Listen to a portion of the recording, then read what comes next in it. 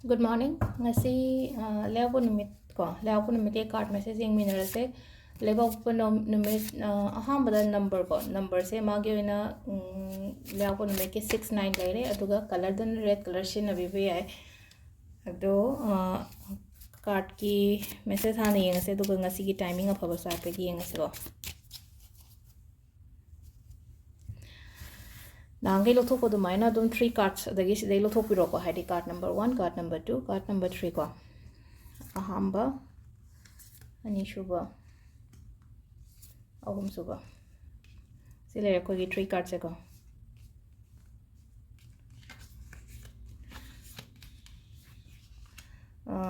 cards yam phazan la anga si yamna positive hoina ko khoi first la iba cards ko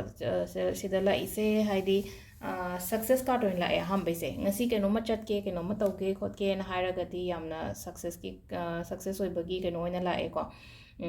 growth kumba leba success kumba leba yamna positive oi ba isha da su isha da oiro na traga surrounding da su ngai ko loina haidi positive energies se yamna keno tawani ko ngasi se feel tawani ko aduga ani subasina something aina ngai raga lei pot se ko haidi keno ma wait taraga lei na khala se ba thabak kini khangde natraga igi business kini khangde ko job ni khangde business ni khangde keno ma heta haidi adugi poto result to adumasu magi outcome do tapcharaga so outcome di positive lakani waduna haidi patience le biyo ko aduga ahum subasina mu haidi mai pakpa oire ko sida no mai pakpa haraga yena raga leba pot ngai tenga mai pakpa se hari na ngai mi ka keno ta wena haje ko fight ta wena khala se fight haraga di in the sense keno gumba se khoi gi court case ni khangde mani khangde ko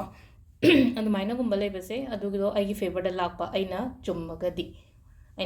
di haraga di aina landraga di ai gi favor do gani ko aduga ai sina lale khalaga di adu ai ngonda mai pakpa di oro aina chumme ai se si phawba loina aina tawri ma'am se loin chumme na khalaga di adu do ai gi favor da lakpa da maina oin oiba aduga timing sina ayu ki pung 9 ga minute 13 dagi na pung 12 ga minute 15 phawum leire dagi amaga minute 9 dagi na pung 3 ga minute 5 phawum leire ko adagi nungdaum gi na 3 ga minute 5 dagi na 3 ga minute 95 phawum leire aduga amana 8 ga minute 15 dagi na pung nongalamdagi pung 2 ga minute 15 phawama sisina koi gi ngasi gi oina timing Afaba leire ko adu kenogi akoi gi 2024 gi ko haidi crystal gumba kai gumba leina ko isha ga chana ba gumba adum message to ina hangbiro ko duda haidi call gumba na da message um thabiro haidi karamba aigi samna habada ai ipok numit ai gi rashi adagi ai gi darkar oriba hadi exam thadoine na khala se angang se board exam thadoine natraga akoi gi net gumba kai gumba ga thaga da try to go lerga hadi kramba crystal siraga na amuka hena crystal anung acha oba kai ka adumba kemta na ko just macha ma khatang hadi mangon da sum sibibo ko biba adu taraga hadi energy to phangam do anida ado aduma mayam do adum hangbirakpa yagani ko hadi message ta kai do dum hangbiro aduga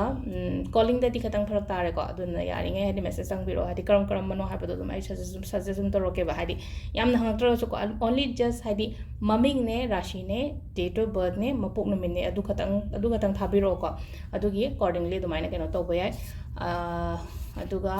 20-25 days muk ai handak lakani ko keno se December se aduduna haidi aduda adum aina piramge da one basigi crystal ni se adugini da adu sida leire khoi ngasi gi card ki message ma'am thank you